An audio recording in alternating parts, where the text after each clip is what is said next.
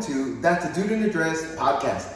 I'm Jose, also known as Jose Nahuan, and girl, come on through. So I have one of my friends today who I was like, can we have an interview with you? He does nothing, but don't worry. He's really interesting. But okay, so plus he has a good backstory. That's the reason I want to get into it. So you want to introduce yourself? Hi, I'm also Chris. Also goes by and known by Chris. I'm gonna cut that out. Hey, they know me by Chris, and it's also Chris. But yeah, he's because a lot of people are gonna want to know like where we met. And I think you threw me a message on. No, I met you at Where you at? Sorry, go ahead. where did I meet? At Tersa's brunch show, and I was like, oh, because at that time I was watching your TikToks, and that's where you had walked in with that girl, and I was like, oh, I seen a TikTok, and she go say hi, take a picture, right? Yeah. Like all these photos do. And then after that, bitch, we've been kicking it ever since. We've been kiki ever since. You know, we got along really quick. He's quick on his feet. He's funny when he's not overthinking it.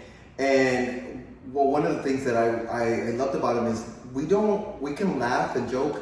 And I thought for a moment I was gonna be like, oh, that bitch is gonna be my go out buddy. And I really did. I was like, she's my go out buddy.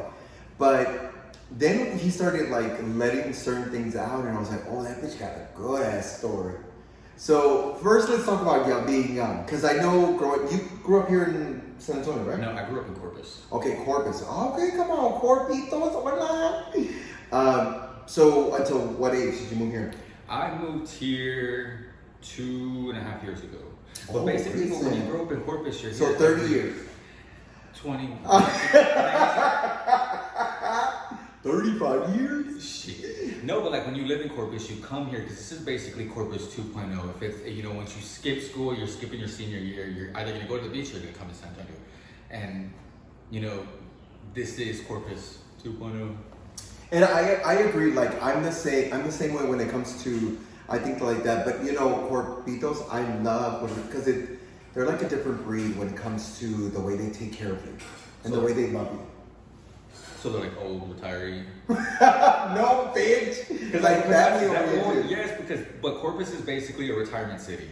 You think so? No, it really is. I think that's more Florida, things like that. But sure, yeah, but then I've never heard of that. A lot of my family. Well, I have family scattered everywhere. But when you grow up there and everybody knows who you are, everybody knows your family. It's old and it just feels okay. This is where people come to like retire.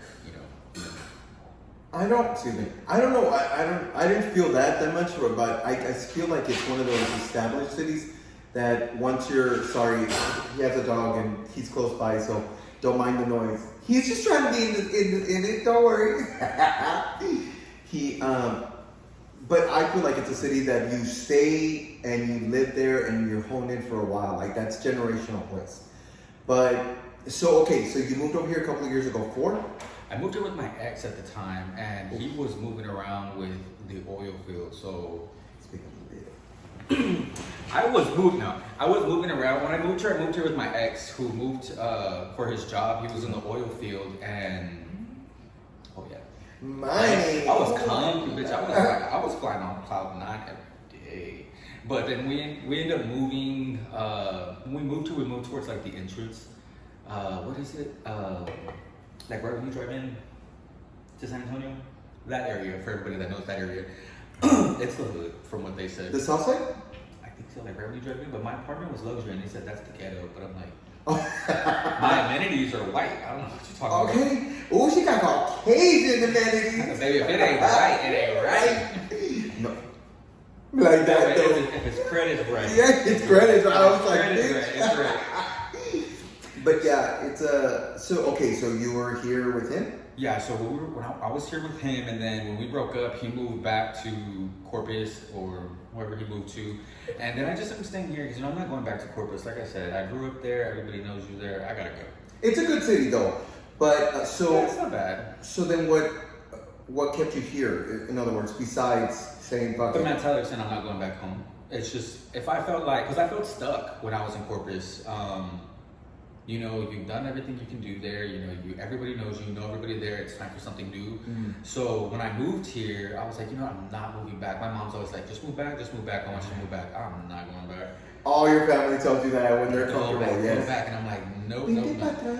And I'm like, why don't you come over here and find something new? Because like you come here, everybody that, you know, your family visits from somewhere else, they're like, take me places that I haven't gone to yet. And I'm like, well, that's the purpose of moving over here. Just move over here.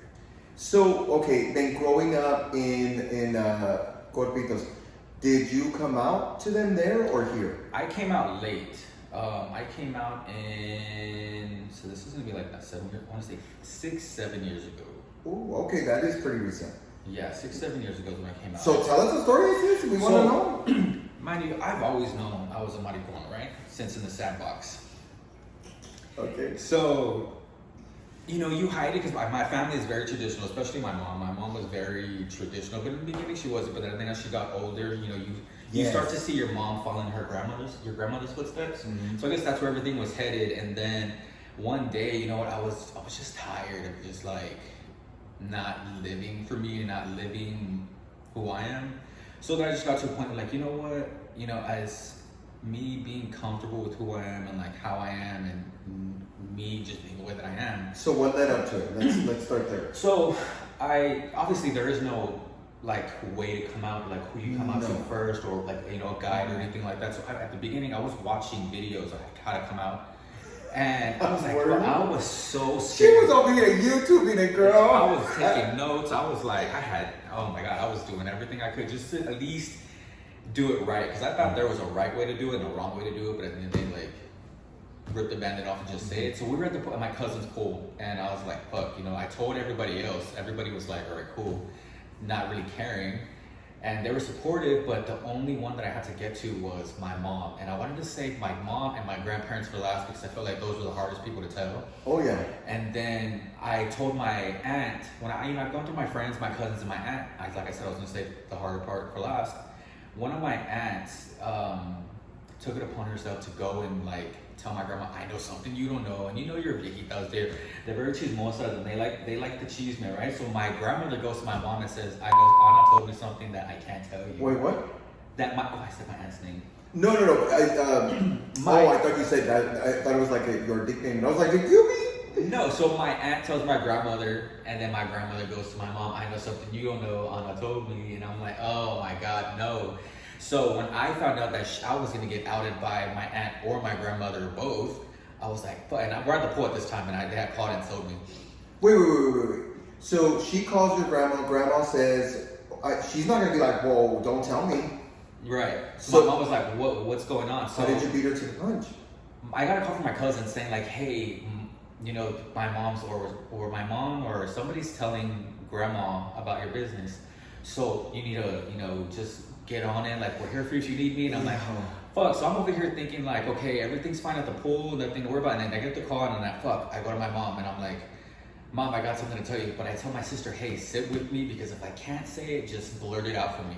That way I can at least be like, okay, she said it. All right, I can go and finish it. And I was like, Mom, come here, I need to talk to you. So we moved from wherever she was at to the corner area. My sister's sitting with me and I'm like, I need to tell you something. And I don't want you to get mad.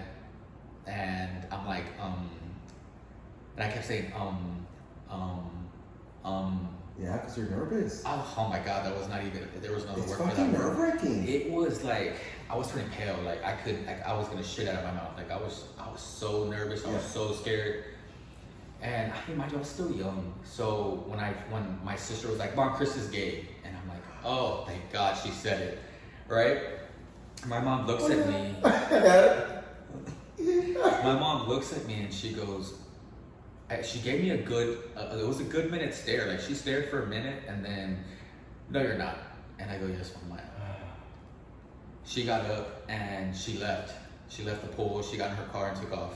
Oh shit. And I get in the car and I give her time to drive, give her a little bit so I can like get there. She gets there and then I get there. So when we go back home, I'm in the car and I call her to the car and she was like, I'm so disappointed in you. And then she knows she's going, I think the worst thing that would hurt, I think the worst thing for anybody when your parents mad at you, okay, I'm pissed off. You pissed me off. Like it's always that. But it's when like I'm disappointed in you that kind of like hits harder, right? It hits different. Very different. Completely. So then I'm like, you know what? Like after I told her that, and she went off on me and told me that I sold my soul. She's so disappointed in me. How could you do this to me? And then I let her. I think at the moment I let her say her piece, because at that time I was already so fed up of not being able to be comfortable with who I am because it made you uncomfortable.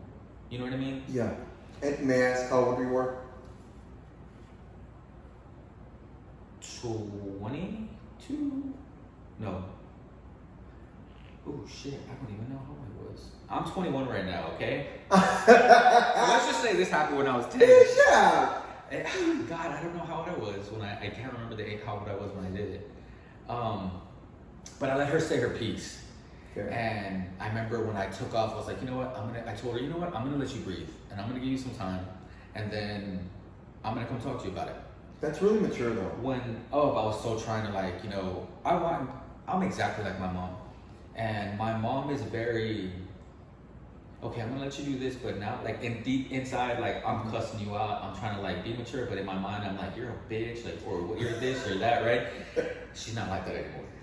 But I took off, and I want to say like maybe like 10 minutes later, she sent me a whole novel of how and that was the saddest. It was like, reading like someone's death note, like someone who passed and left you a note, like an obituary. Yes. And I was like, oh my god, like she like put her heart and soul, and she was crying in this whole text message, and I'm reading and I start crying. I'm like, golly, like if I can go back at that time, I was like, man, if I can go back and then not do this, I would at that moment in that headspace, I wouldn't tell her.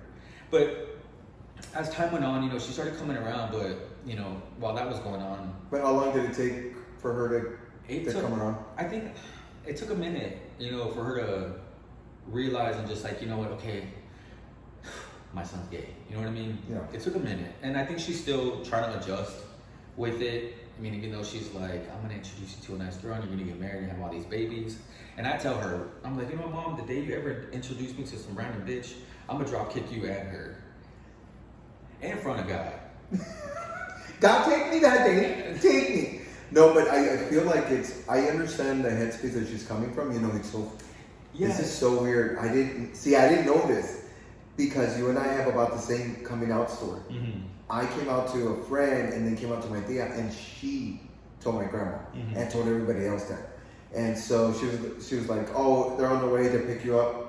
Yeah. I was like, I will fuck you up, bitch. But I feel like it's every like Latino family, right? Like you tell one, it goes around and around, and then it gets to the older people, like your grandparents or your parents, and then it's like that's the worst part. But can I ask you this? Now that you can kind of perceive it differently, do you think you maybe did that purposely because you wanted that someone else to do the job for you? Well, in my head, like I played so many scenarios in my head, and which way it could go, or like, the right way, wrong way. If this happens this way, okay, I can do, fallback plan or whatever. I never, in my head, I was like, you know what? I don't think those words were ever going to come out of my mouth. Like I would have to have somebody help me, because that was really hard. You know what I mean? Like I grew up with a step parent who was supposed to take the role as a father, but didn't play that role. You know what I mean? He didn't like me, he didn't like the others, or he liked the others and then just didn't like me, and that's how I felt growing up. So that's why I have like this mentality where, I don't give a fuck. If you don't like me, you don't like my life decision, you don't like what I'm doing, the hell with you, because at the end of the day, life is too short for the bullshit. I'm gonna do me, you do you, and if you don't like it, then I'm not gonna change who I am or change my circumstance just to make sure that you're comfortable. You being comfortable has nothing to do with me. Your feelings are not my business. You know what I mean? So that's the headspace I took, with my mom. After I said it, I told her, and then later on, the Bible, they throw you the Bible in the face, like you're gonna go to hell. This is where it says in the Bible where, men aren't supposed to be with men. And I'm like, at the end of the day, it does not say that. I mean, I grew up in church. Mm-hmm. So, if you want to play that game, we can do that, but. So because you said that she was thinking that in that time frame, how's your relationship with her now? I love my mom. I feel like My mom took on two roles. You know, the mom and dad. She played mom and dad. Yeah, we did have our our headbutts and everything. You know, we did bump heads on a lot of things. Yeah. But to this day, I can tell you, I love my mom. Everybody that I've met, my friends love my mom. My mom is so sweet. But I'm saying so she's progressed to the point where you Yes. can bring a relationship forward. Oh yeah. Oh, okay, good. And then, you know, she gets to know you. She's so sweet. And then, you know, when she gets to that point where, like, she's comfortable and, you know, y'all met a few times and y'all hung out, she's like, I love you guys. Like, y'all be good. Y'all be safe. Like, call me. Love y'all. You know, that took a minute. And then at the point I was just like, oh, my God, like, she's coming around. Yeah. Because, you know, I think my headspace, like I said, you know, I'm going to do me regardless if you like it or not. But at the same time, like, I always want her to be at ease. You know what I mean? Because, like, Well, that's another, yeah, I want, you know, think when I say this, I was like, you know, if my mom was not here, I wouldn't be here. Because I don't think I could live my life without my mom. That's beautiful. My You know dad, what? I was love like, my that. dad, oh, you're a sperm donor. Next, you can donate. Same, But same. my mom, yeah, it's like my mom, like, you know, I'm sure there's a lot of people who are like close to their parents, but my mom, like, that one's like, I would never live my life without my mom. And I completely appreciate that kind of relationship because it not only teaches you growth and tells you that there is something about the fact that, because I didn't understand this when I was younger. I told my dad, I don't understand why you're yelling and screaming at me, because she screamed. When I grew up with you having friends as drag queens, as trans, and all that good stuff, I didn't understand why she was yelling, and she said, Mijo, it wasn't about that it wasn't open to the idea. It was about that growing up, I had a vision of you having a wife and kids, especially because I guess they held me higher because I had colored eyes. But I was the only one of the two, and I was that's it? Like, that's not a valid reason. But once I stood back and understood that my dad didn't mean it like that, she just never thought that was a perception. You have colored eyes? Won't you roll? This whole time I thought you had cataract.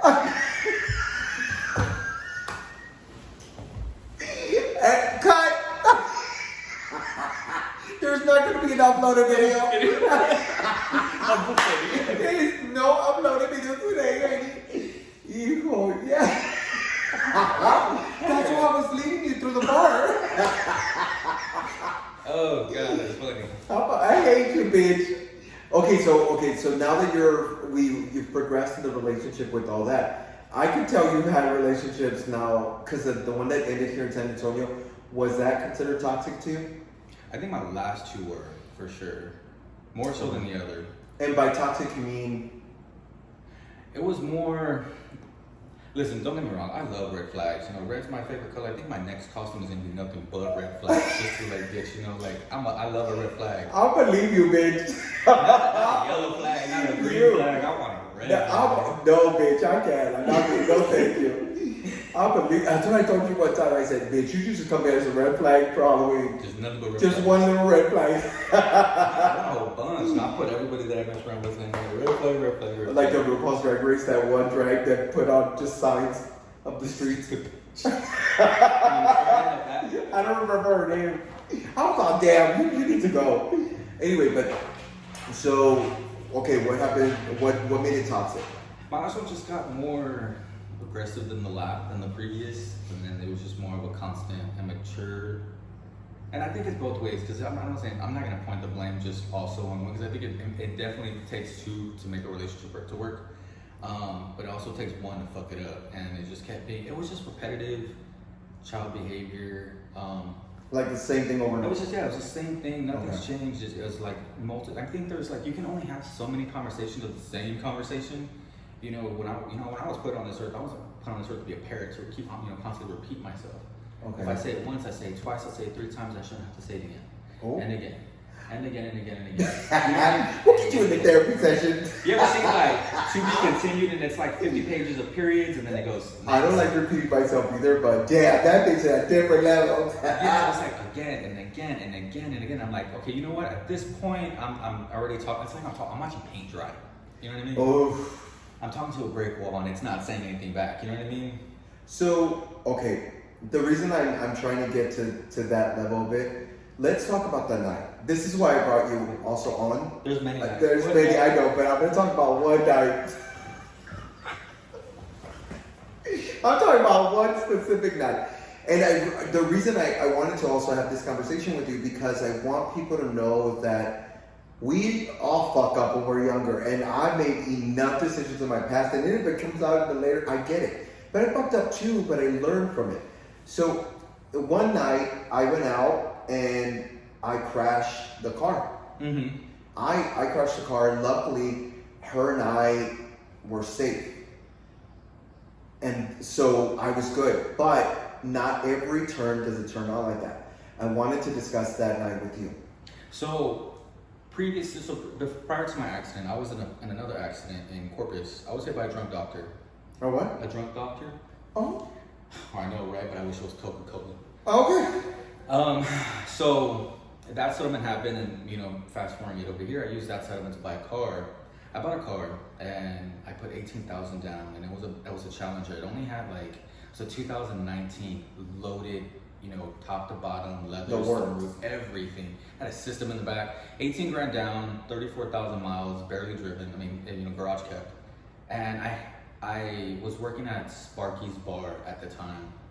And, we made good money. We made good money working there. So I was like, I'm not really worried about it. I can pay my car. I can pay my bills. I can pay my rent. I can still go out. I can go shop. I can, I can do a lot and still not worry. And one night I got off and I was hanging out with my friends, and I was like, you know what? I needed a break. So I go to my bar and, I'm drinking with a few friends there, and, I ended up meeting up with some of my best friends, and my best friend, this is the problem that I have with my ex-best friend. I'll just say now that we're just an acquaintance. Yeah. Everybody that my friend dates, and I'm always friendly, and I'm like, hi, it's so nice to meet you. I'm Chris. Like, how's it going? You know what I mean? I'm real friendly to everybody when I meet you. And for some reason, every guy that he has dated has always looked at me like what got us. Like if I wanted him, and I'm like, I've been friends with this guy since I moved here. If I wasn't with him then, I don't want him now. And if I wanted him, I could have him, but I don't want him. You know what I mean? I think that's so weird. In our community, they think that you always want each other and that you're having sex with each other and so forth. I understand. And I hate that. So I told him, and I'll tell him again, like, whoever you date, I mean, I'm happy for you. I wish you all the best. But what bothered me was one guy that he was dating, he looked like someone from Dr. Seuss, the movie, the Whoville. Like, he looked like one of those with the nose and the tiny ears and the fucked up hair. Just he looked like he had noodles on his hair. You know, like the ramen, you just take the cup off and just let it dry. You a bitch, bro. I didn't think describe a bitch. Oh, like a bitch is what he looked like. If you have friends and you're like, if you know someone that you don't like and you put their face next to the definition bitch, and that's what bitch is. You know what I mean? Oh, golly. But for some reason, I don't know why, I just let him bother me. And normally people don't bother me. If you don't like me, okay, you know what? You stay over there, I'll stay over here. Or we have mutual friends, I'll be cordial. I don't have to say, I can say hi and leave you alone, or not even say hi to you at all. So what happened that night? So it's me, two of my good friends, and then the boyfriend, my friend's boyfriend, the guy that he was dating with at the time. And when he met me, he was so cool and nice, whatever. But I think it's just later on, the next time we met is when that started happening. We get in my car to go to another bar, and I guess me and my friend started arguing. The three of us started arguing amongst ourselves, and then the boyfriend chimed in and told me, you don't talk to him that way, or you don't say shit to him. And I'm like, first of all, bitch, you're in my fucking car. Okay. You don't like it, get the fuck out. Because I'm like, at the end of the day, I tried to fight you once, twice, and again, but he didn't let me. And the only reason we were gonna fight is because, like, if we're hanging out in a group setting, and we're all friends, why are you trying to pick a fight with me when all we've been doing is just hanging out? Okay. You know what I mean? So you're saying that there was already animosity going on. But not from my end. It started with him, and then with me, I'm like, you're not gonna poke me, or you're not gonna look at me a type of way, and then, I'm around you, and then expect me to not say something. If I say something, let's just end it, let me just nip it in the bud. So you couldn't... Okay, so you couldn't leave this alone though? He wouldn't let me leave it alone. Okay. And this is my thing, like, no one lets me or tells me what I can and can't do, because I'm gonna do what I wanna do regardless. Correct. But at the end of the day, I can still be grown up and mature and know how to hang out when I'm out in public. Okay, well, so what happened that night? So then, we're in my car, and then we're at the corner of this light by the freeway, about to get on. And mind you, I'm a little buzzed. I'm buzzed, not a little, I'm buzzed. but I'm still aware. You know what I mean? I know I can drive right. Well, we're arguing. I'm like, get the fuck out of my car. I'm like, and I told him, you know what? Every time you date somebody, and at this time when they got out, my friend's like, what the hell's the matter with you? And I'm like, it's every time you date somebody that has a problem with me. But instead, you don't check the guy you date. You check me. Okay. But I'm like, why are you checking me when I didn't even start this? Okay. And it's happened multiple times. And I had a conversation with my other good friend who you've met, and I told her, why is he like that? Like, you see everything that's going on, and sometimes I would think to myself, okay, like, did I do something? Am I an ass? Do I need to step back and be like, okay, Christian, you're doing too much? I've seen you in situations, and I feel like sometimes you do antagonize the situation, and you can agitate it more than what it should be. Can you walk away from it? Yes. Have you? No. And I think that's what it is. You don't know the space on which you hold. You have decisions to make. So, past that discussion, what got you to my DWI? Yes. So I kick him out of the car, and you know what? I'm like, at this point, I'm already tired and annoyed, and I'm like, I'm gonna go home. When I get on the feeder, there was construction, I guess, on that road, and there was gravel, and me not thinking like Challenger's fishtail, like if you get on and you step on the gas, like you're gonna fishtail. And when I did, I guess I stepped on the gas too hard that I hit one wall, bounced to the other, bounced back, and then like all the airbags came out. And at that time, I was already so annoyed that I had this argument with my friend who, at the end of the day, if you have really good friends, and if it's bullshit, you can get over, just leave it alone, right? Well, at this time, I'm already mad and annoyed, I'm already heated, so I'm just gonna go home to my dog. And After the accident? No, before the accident. So as I'm headed home, as I'm on the feeder, I bounce, I Mario Kart the walls. So wait 1 second. So from the moment that they got out of the car or whatever, you took off, and I'm assuming you took off pretty angry. Yeah. Okay. And then when I slowed down to get on the feeder, my car just got on gravel and it just fishtailed because I guess I just took off too fast. Okay. And Mario Kart the car, and when the airbag came out, it hit me in the face. And I just remember just seeing red after that, just so angry. I guess at everything, the whole situation, more that I think after the argument, now that I realized I've just crashed my car, I've hit my car. And I guess when the airbag hit me in the face, it just amplified everything, I guess. But you were, so now who do you focus that anger towards? Myself. I put that more on just me thinking like, damn, I could have just let this go and I didn't even worry about it. And you just, at that point, I just went to like that self-realization, like, damn, I could have fucking done this and this. And then, you're just making yourself more mad. So were both of you safe? Oh, they were all fine. They were fine. I left them in the corner. Oh, so you were on your own in the car. Yeah, okay, I'm trying to picture this, but it's because you're going from one thing to another. So I'm trying to keep you focused on the conversation. That's on my bitch. I don't get it. So yeah, so once we stopped, I took them out. Once you got off, you bounced on the wall back and forth. Now, can I ask you what happened after that? Pretty mad and angry that I just crashed. I ended up punching my screen on my car. That I punched a hole in it, and then like it tore like my whole knuckle, and then like it was all bruised, and I think this broke. But I think it was just more mad at myself at the whole thing. So from that very moment that you're in there, how long did it take for the cops to get there? 3 minutes. Oh shit! So the cops get there. What happens? What happened after that? So they do the whole sobriety test, and I passed it. I passed the test. Nothing was wrong on that end. They told me to blow, and I shouldn't have even blown. But after I passed the test, I'm like, can I get an Uber, or how do I get home? They're like, no, we're gonna take you in because even though you did pass your test, you still crashed your car and you did drink. So then I'm like, oh my God, I'm like, here we go. Wait, so you passed your test? I passed my sobriety, but the only reason he said he took me in was because I crashed my car. Oh. Does that sound correct? I don't even know. Oh, this is my first DWI, so I'm like... No, I'm saying, does your lawyer say, does that sound my correct? lawyer said that, we're going to look at the video, we're going to look at everything, make sure everything was done right, or if he did something wrong, this is going to be dismissed. And this is basically just going to be a slap on the wrist. Okay. Because it's your first offense, and, they're not going to hit you that hard for it being your first time. I'm like, okay, so I'm like, he's gonna take care of it, and then eventually, like, I end up letting that lawyer go, and then I needed one to close, and then I was like, I need something now. So they gave me this court-appointed attorney, and it's the worst thing to get a court-appointed attorney when you need something done, like, right in and there. I think the judge went with what my previous lawyer had already initially submitted and what my outcome would be. I think just that new court-appointed one just screwed everything up. So I ended up getting. Well, I didn't leave feeling like, damn, like they got me. You know what I mean? Because like I got off pretty easy for my. So first. What did you get? So they just gave me 3 classes, 40 hours community service, and then a fine. Oh shit! Wait, a fine? Mm-hmm. They fined me. Wait, so does it come with the title DWI? So DUI? Is it DUI or DWI? Driving while intoxicated. Oh, so DWI. DWI. So once everything's said and done, everything's paid off. It's on your record as it's a traffic violation, highway obstruction. So that way it doesn't say, oh, you were pulled over drinking or whatever. It's just a highway obstruction. So it's basically just a little slap on the wrist. Well, I mean, overall, it does sound like it. Now, let me ask you this. After all this, how long ago was it? Last October 7th. So about almost a year. Yeah. Okay.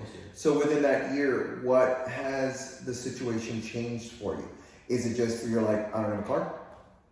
Well, if I get one now, they're gonna make me pay because to have a DW, to get a DWI, even if it's your first, second, or third, it costs thousands of dollars to follow that whole process. I had one friend paid $50,000. 50,000. I had a friend who was on his 4th and he was paying like $60,000. $1,000. Oh, in Houston and Dallas, and then in Corpus. I mean, I don't know if it just differs by county or however that works, but oh my god, that's a lot of money. It is a lot, and I think his friend paid. I think he said 15 or 17, 18,000. I didn't know that. So with my attorney, when you get a DWI, they put a breathalyzer in your car, or you can get the portable one. There's like there's a portable breathalyzer that you can get, but it's just still money that you gotta pay. Wait, a portable? Why? Because you can't walk around? So for those who don't want it in their car, or your attorney fights that for a certain one. I don't know that process of which one you get or you pick one. Yeah. But I think if the court doesn't pick one, or you say, can I get this one? Like I'm using so and so's car, or you know what I mean? They'll probably do that. I think that's probably how you got it.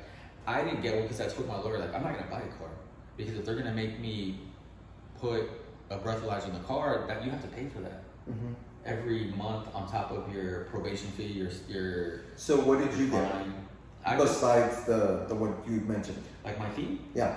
It is. I have to look it up because I think I'm still in the thousands to pay off my DWI. Oh my god. Because you have to pay. So what because I'm trying to get to because you said it costs more to get a car, right? Mm-hmm. So at what point are you released from this? So if I finish early, like my fine is paid, my classes are done, the community service is done, they don't let you off if you still have time remaining. You're still gonna have to stay on and complete that time. The only thing that you'll have to do is probably just check in once a month, or if they send you to go get a piss test, then that's the only thing you're gonna have to do. Okay. So if you finish for the rest of your life? No, so I'm done with my probation in October, this October. Okay. Or November. October, November. One of those. Yeah. So if I'm done, say I finish tomorrow with everything, all I have to do is just report once a month and until my thing is over. Yeah. And then after that, what happens? You're done. Ooh. But if you don't finish, and the court sees that you're not doing what you're supposed to do, and you're checking in, but you're not getting your stuff done, they MTR you, which is a motion to revoke.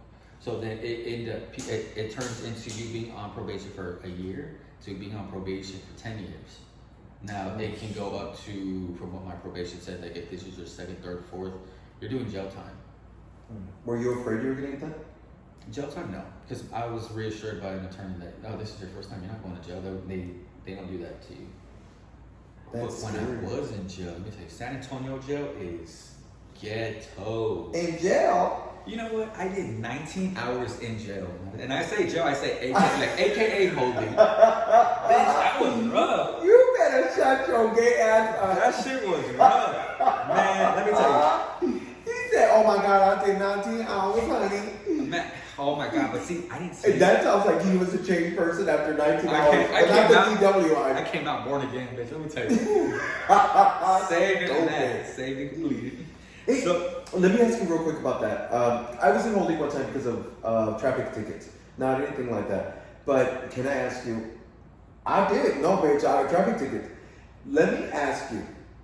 Because you looking at you, you don't look gay. Stop, bitch.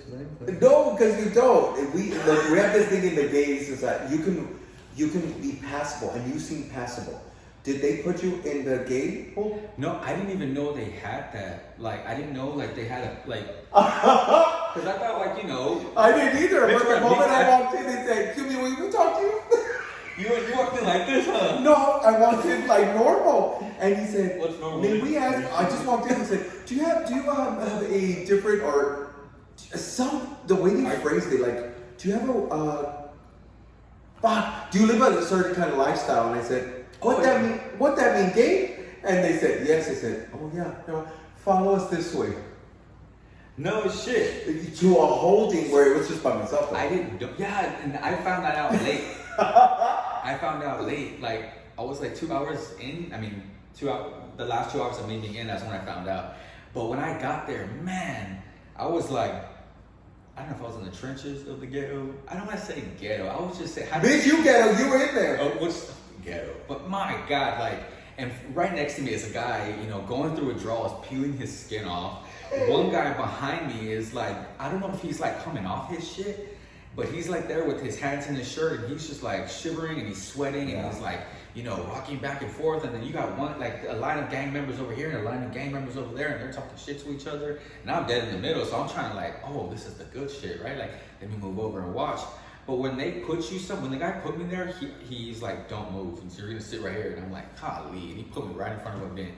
And I don't know why they keep it so. Now they complain, oh, it's cold. Not even. I'm like, why is it so fucking freezing in here? Like, are y'all trying to keep down the bacteria? Yes, bitch. I'm sure that's why. So, can you imagine what people are coming in with?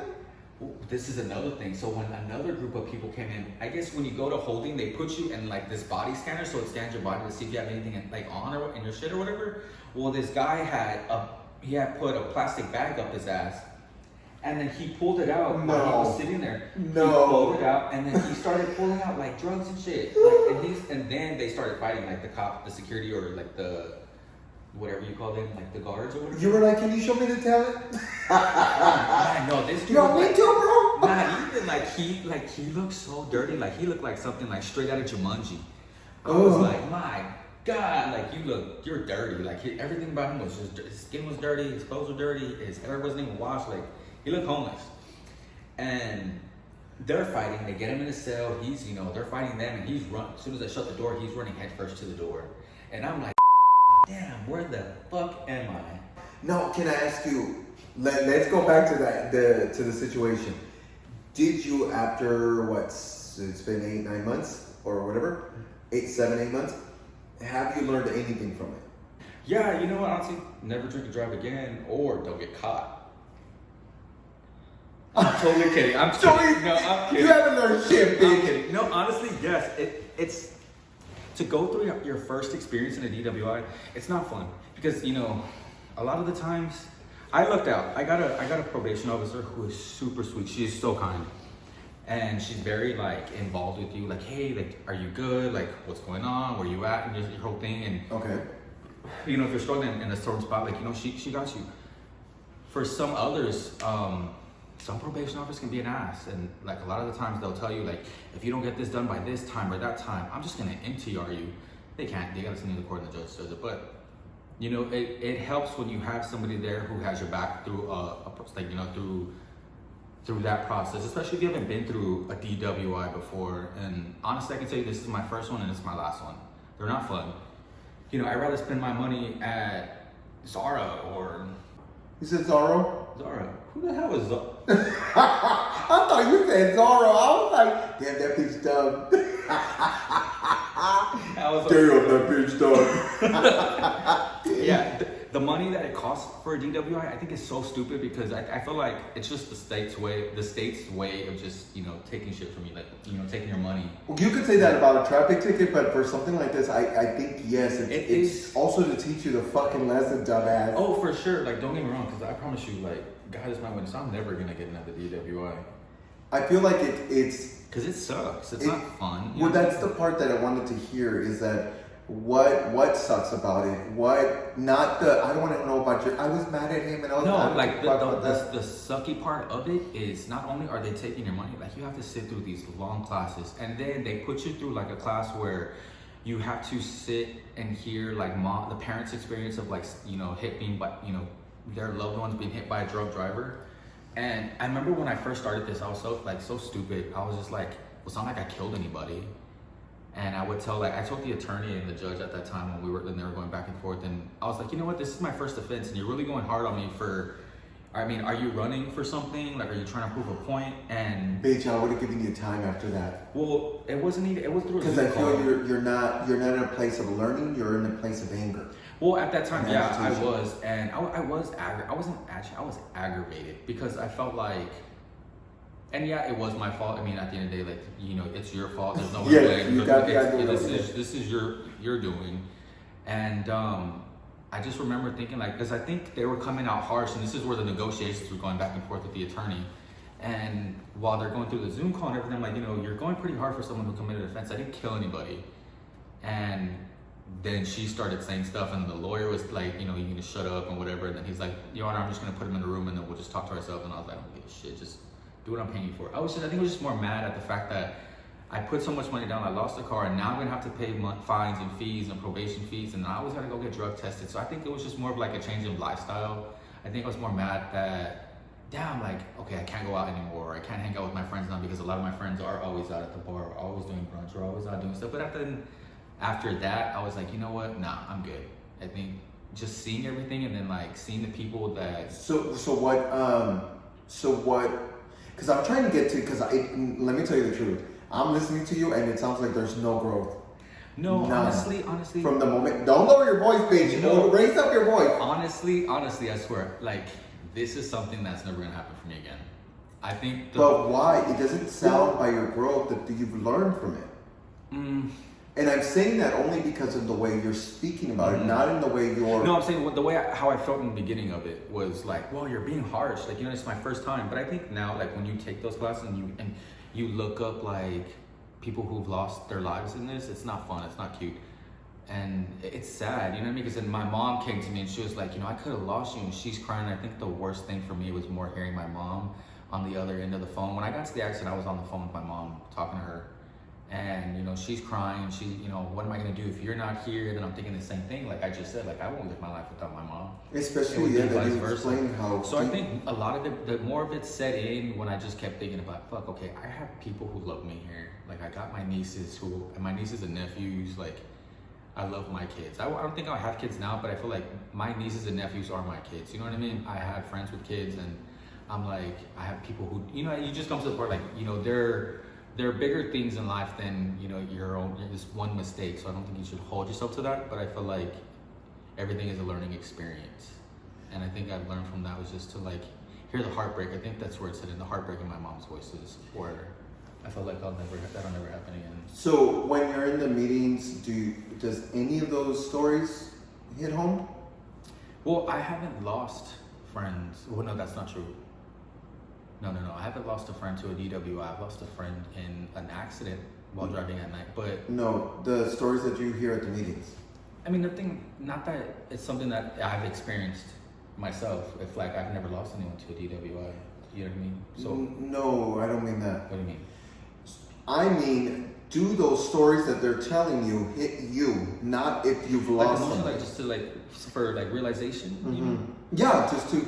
From the perspective of somebody who actually did lose somebody, that actually... Oh, okay, I see what you mean. Like, I see what you're saying. Yeah, it really has. Like, you know, when you sit there and you listen and you really feel for these people, because they'll sit there and they'll talk to you and they'll look you in your eye, like, and they'll ask you these questions. So is it like a one-on-one? No, it's a group setting, and it's a group. It could be a group of 20, it can be a group of 5, 10, whatever. So it varies. Okay. So it varies.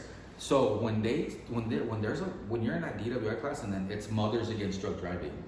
So when it's a mom telling you like, I lost my son because either my son was racing and he was drinking, or my son was doing this when he was drinking, but I lost my son.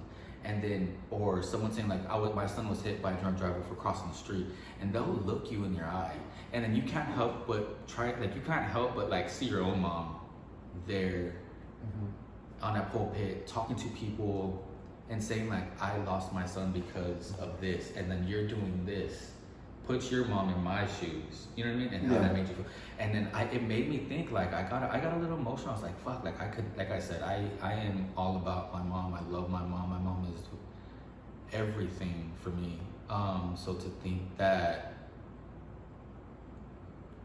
had it gone worse, or had I hit somebody, or had somebody hit me and I had lost my life, or I killed somebody, I think it's the severity that you see it, right? Yeah, you're seeing it for the bigger picture. I think it's more of like, it kind of hits you. It's not a feeling that I want to feel, because when I remember like just hearing about it, or even talking about it, or just listening to them, like, I don't want to feel that. I can't ever. I don't think I could say I could imagine what that feels like, because I haven't been in that position. But to be in a position where I could have done worse to somebody hit home, and then to think that my mom could have been up there saying that my son was hit by a drunk driver, you know, or the other way around. I think that was like, for me, was like, this is never gonna be me. I'm never gonna be in this position again. I hope that after all that, it feels like it. I would hope you walk away with the experience of learning from it. It's one thing to say, because everybody, to be honest, it sounds like jail talk. Because I grew up with the mom who constantly told me, I'm going to change. It sounds like jail talk because you're in jail at the moment. But to me, I always feel like you don't know what it's like. I guess maybe you haven't put yourself in the bigger picture. I could see that you're saying it in the perception of my mom, but it feels like it's not really, really hitting in there, because you don't know from her perspective to lose a child. When I lost my mom lost my sister, I thought I was dealing with it in a heavy aspect, and then she turned around and said, you don't know what it is. She goes, people don't understand what it is to lose a child, and you should never bury your child. And I think that's what took me to a place of, I couldn't comprehend or empathize, but I understood that emotion was heavier than what I was carrying. And I think I would hope that from all this, because we can joke around all day, but from the perspective of, because this is a very serious tone, is that I would hope that you learn the bigger picture, that this is huge. And you look at it, it was your anger that got you to this point. It wasn't just the alcohol that was part of it. It was the alcohol and the temper and the anger. Because it sounds like, from what you're saying, because I understand you're frustrated and you're like, but frustrated and punching something, I feel takes that into a different level. Right. And responsibility that I think hopefully you walk away and say, fuck this. I can't keep doing this. Because there's a consequence to every action, right? Well, yeah, for sure. And I think when my goal, like my end game for this thing, I definitely want to leave this whole DWI experience with the knowledge of knowing like, okay, this is not okay. You know what I mean? This should never be okay. And I think it sounds so stupid when they tell you don't drink and drive, or like click it or ticket type of thing, but like, it is serious. And just like just being in holding, definitely, I mean, obviously it's not jail, you're in holding. Yeah. But just to be in something like that and know that this is gonna be your everyday life, had they sentenced you to jail, to like, you know, do some actual time. That, and then the drinking, the driving, doing jail time, and then, you know, just knowing that you could have hit somebody, had you hit somebody, I think made me realize that this is not going to be something for me. This is not what, and obviously that's nothing that nobody wants for themselves, but yeah, I would never wish that for me or anybody, because it's not funny. I feel like it's because of the, like when we're younger we make a lot of mistakes, and now that we're older we're like, oh shit, thank God that couldn't have gotten worse, you know? Oh yeah, and it's something. It's definitely. I mean, in the beginning, yeah, it is a heavy conversation, and as time goes by, you're like, you know what, been there, done that. You know, if some of your nephew does it, or it happens with your friend, or whoever, you can definitely be like, you know what, I've been there. You share the experience, and let them know that okay, obviously, yes, it is gonna be okay, but at the same time, like, you fucked up. What you did was fucked up, and now you are gonna suffer your consequences. And my mom was definitely there to be like, you know what, you did fuck up. And this is a mistake that I can't get you out of, or the attorneys can't get you out of, but you made your bed, now you gotta lie in it. Yeah. And I think the worst part is like lying in your own bed, you know what I mean, while you're going through this whole thing. And with my brain, like, it racks me every day. I'm like, damn, I could have done this. Like, when I wake up, I'm always like, my brain's rushing. When I'm winding down, my brain is rushing.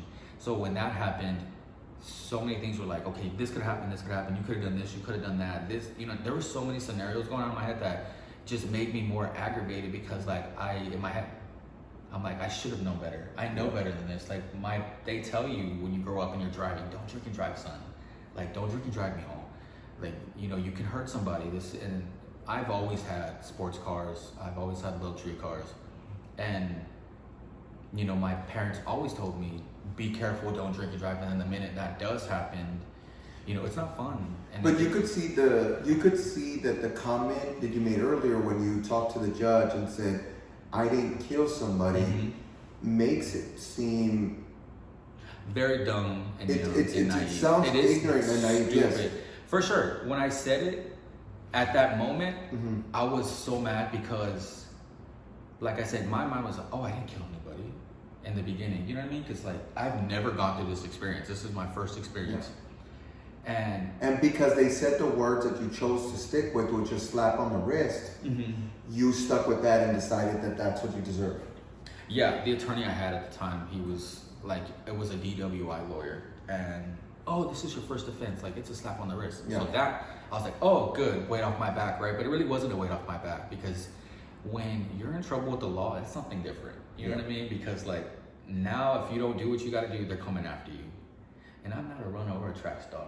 She ain't, girl. No. Maybe for that D, but that's it. But man, honestly, this is never gonna be me again. I will never, and I mean, I will never. And I've always said, oh, I'm never gonna do this.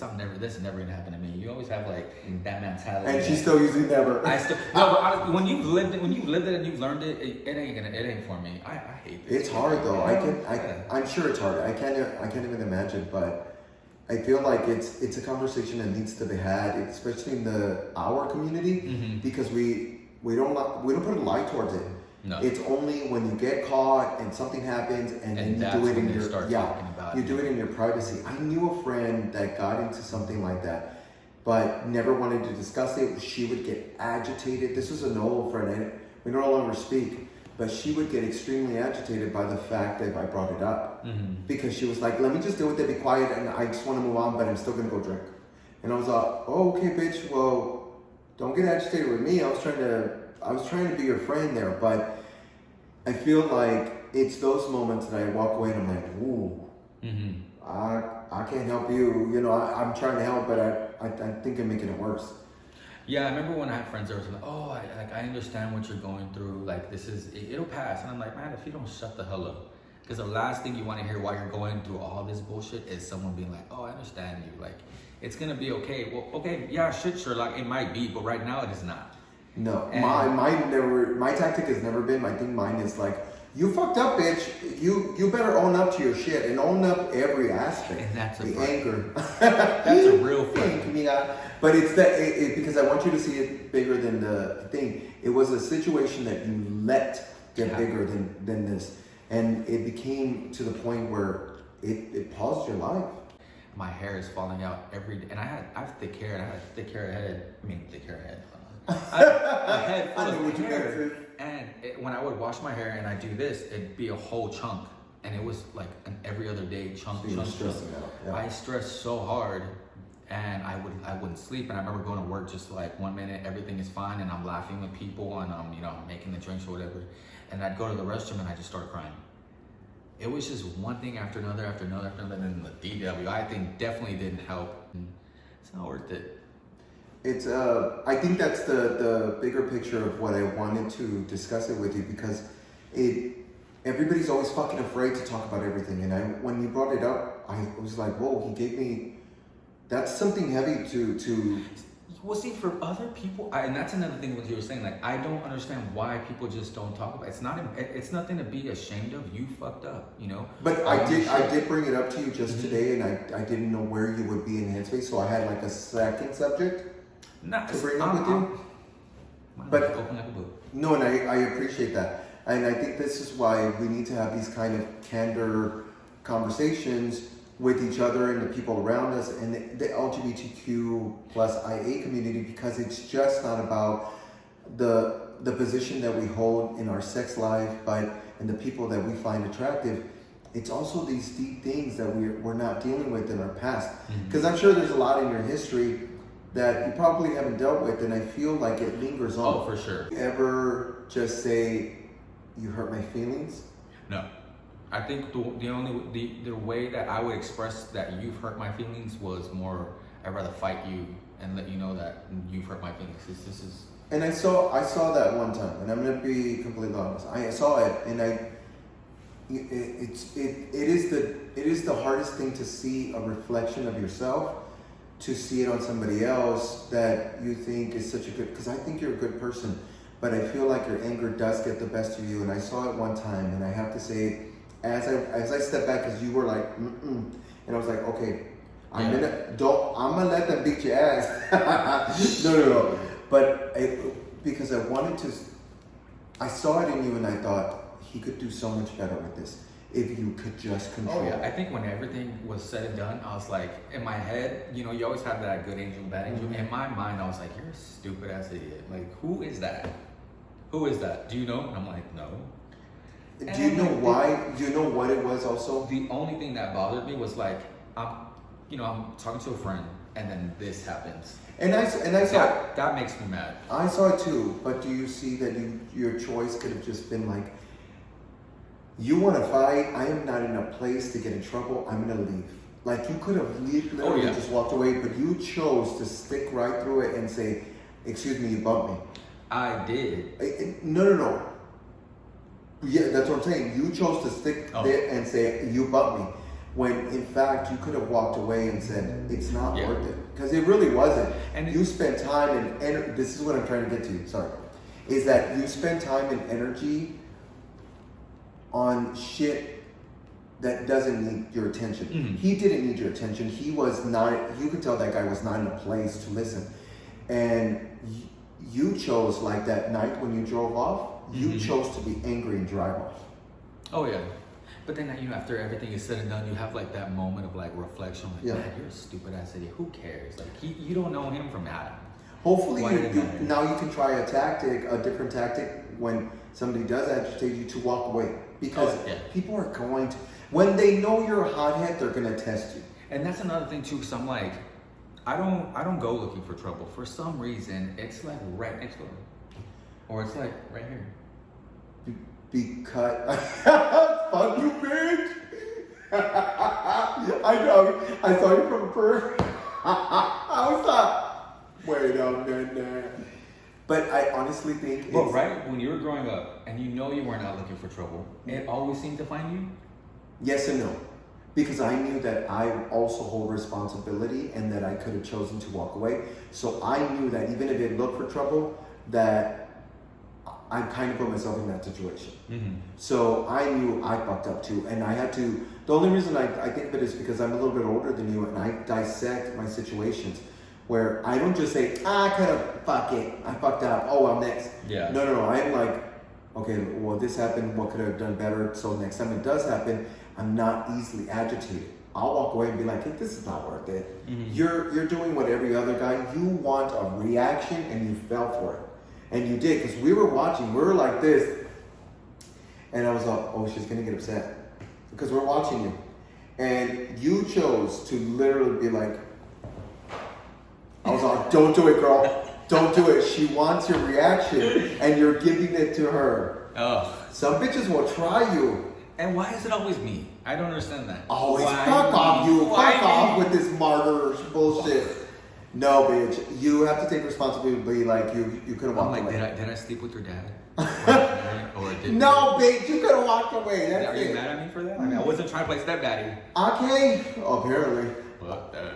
No, but I'm Yeah. grateful for having a conversation with me because I feel like it's, especially in a deep conversation like this, because it can get a little heavy, and I didn't know if that would shift our energy in our friendship. Because I do appreciate it. No, I think of it like that because it can get heavy, and I don't have time to fuck with you either. In the sense of babysitting you, I want to be as forward as possible. I have to say thank you from the bottom of my heart. Thank you for coming on and having this conversation with me. You still got some growing to do, but I love you. I'm 5'5" right now and I'm trying to roll it. But okay, thank you so much. Dame un besito because we gotta go. Bye.